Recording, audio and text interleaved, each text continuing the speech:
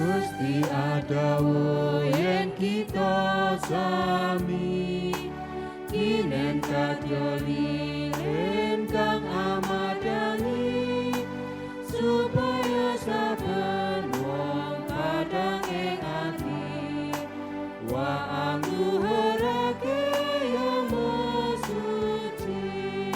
Sugeng enjang para adi yuswa, sugeng pepanggihan malih wonten ing renungan padintenan adi yuswa ing dinten Senin Legi 8 Juni 2026.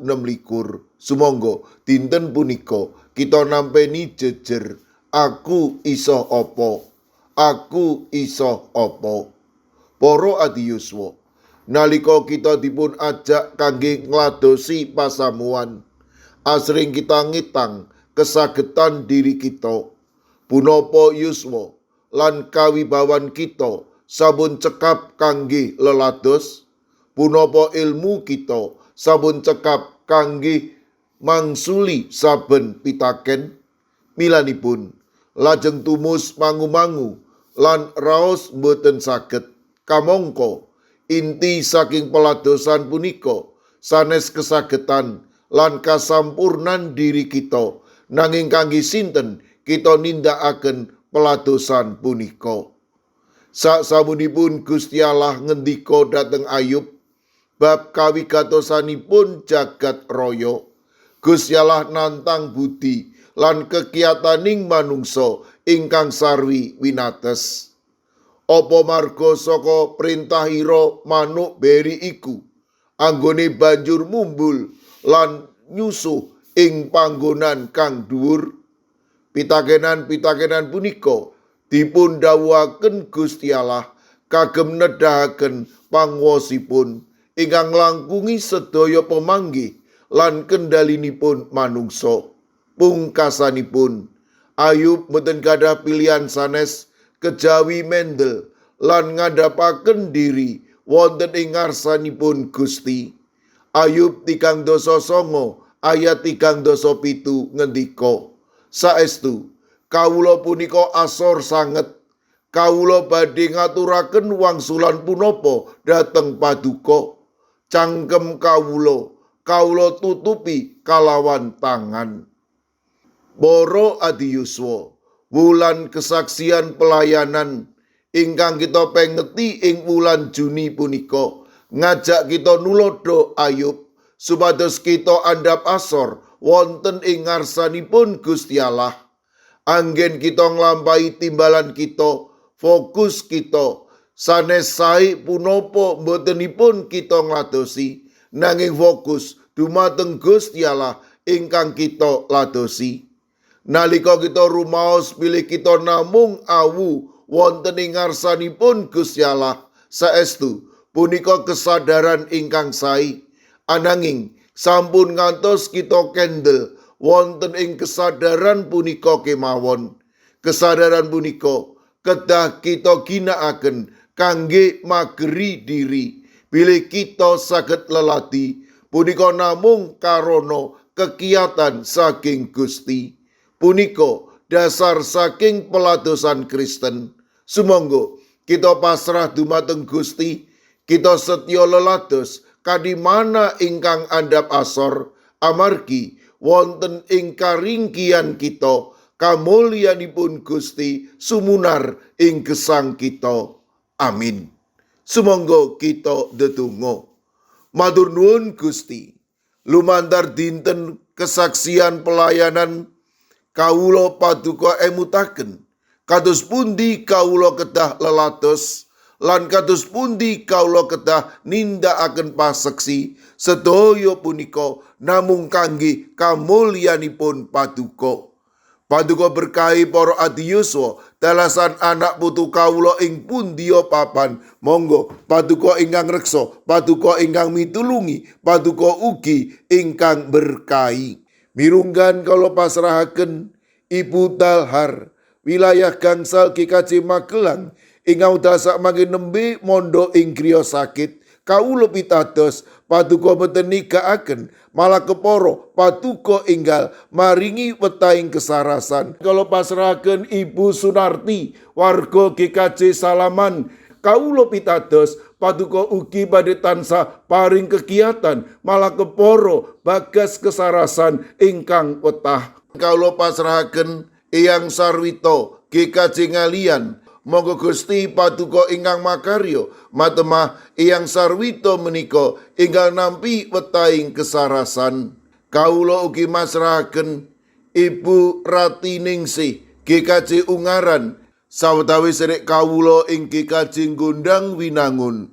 Kawula pasrahaken Ibu Rusminah, Bapak Paryono, Ibu Suwarni, Bapak Karsono, Bapak Marsudi Raharjo, Ibu Lagimin, Bapak Suyatno, Ibu Menik Salio, Bapak Jarod Sukmono, sedherek Agus Supardiono, Lare Astama Kusala, wayah buyutipun Ibu Sukarjo GKJ Plengkung.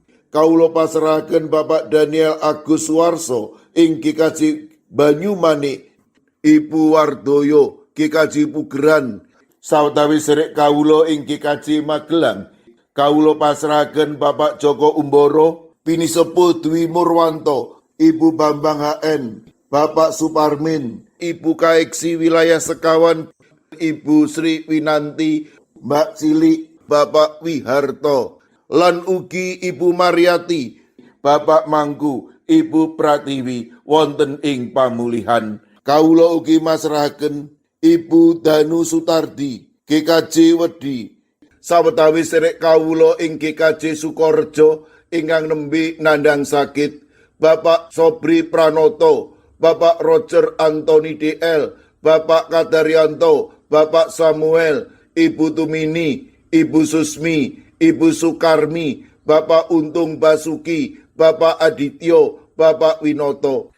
Sawetawis sedherek kawula ing GKJ Guntur Geni, Bapak Y Sudenal, Bapak Y Rasidal, Ibu Sartini, Bapak Ibu Supriyono, Ibu Joni, Ibu Daniel Suharyanto, Ibu Pratono, Bapak Stefanus Ngadiono, sedherek kawula ing GKJ Sragen, Bapak Bambang Kristono, Bapak Joko Prayogo, Ananda Gisele, Bapak Tri Nugroho, Bapak Adi Sungkono, Ibu Astuti Purnaningsih, Bapak Warsito Riyadi, Bapak Suyanto, lan Ibu Sumiati.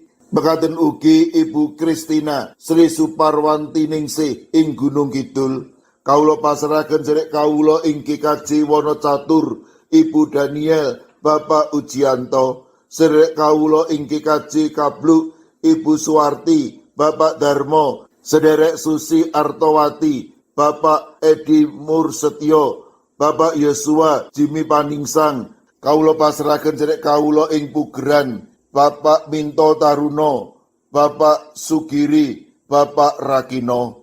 Mekaten ugi sedherek kawula ing GKJ Antp Salatiga, Ibu Paini, Ibu Jumini, Ibu Juminah, Bapak Joko Wahyu Adi, Bapak Kustam, Bapak Sukiman, Bapak Slamet Mulyono, Ibu Tuminem, lan Mbah Jah. Kawula pasrahaken sedherek kawula ing GKJ Telepok, Ibu Wiryo Sumarto, Bapak Yutam, Bapak Karyadi. Sedherek kawula ing Klaten, Bapak Suranto, Bapak Harsono, Ibu Tiwi Bambang Sutomo. Sedherek kawula ing GKJ Ngablak, Ibu Wahyu Ningsih Wakijan. Sedherek kawula ing GITJ Trangkil Pati, Bapak Ibu Karyo, Bapak Ibu Toyo, Ibu Nani Cahyono. Mekaten ugi kala pasrahaken Ibu Otniel Ngatius ing Wonosari, Bapak Yohanes Kuncoro ing GKJ Immanuel Solo, Bapak Wijongko ing GKJ Sedayu. Kawula pasrahaken sedherek kawula ing GKJ Wedi, Bapak Sudiat, Bapak Paminto Saputro.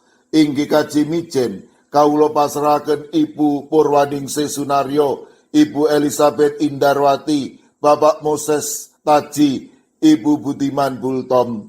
Ing GKJ Pamong Utomo Kalinegoro Magelang, kawula pasrahaken Bapak Mardiono, Ibu Marsudi, lan Ibu Sri Widarti. Mekaten ugi kawula pasrahaken sedherek Hesti ing GKJ Wonocatur, Ibu Lilik Sutopo ing GKJ Semarang Barat. Kawula pasrahaken sedherek kawula ing GKJ Ungaran, Ibu Risti Ningsih, Ibu Dewi Teguh, Ibu Kristini Sunaryo, Ibu Suwartini Hadiono, Bapak Dwi Putro, Ibu Sugito, Bapak Sembiring, Ibu Surisno, Ibu Munarti, Bapak Ibu Tugiman.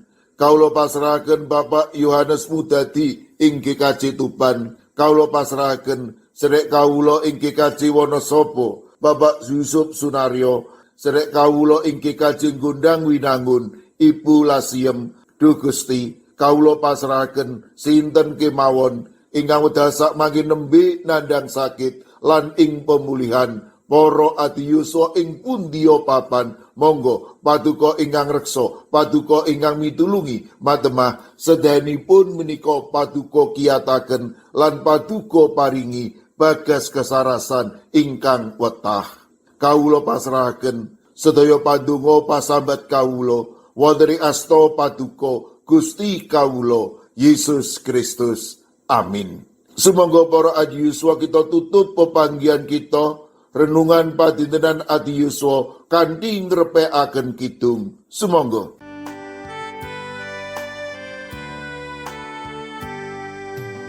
Gusti adawu yen kita sami kinen kadya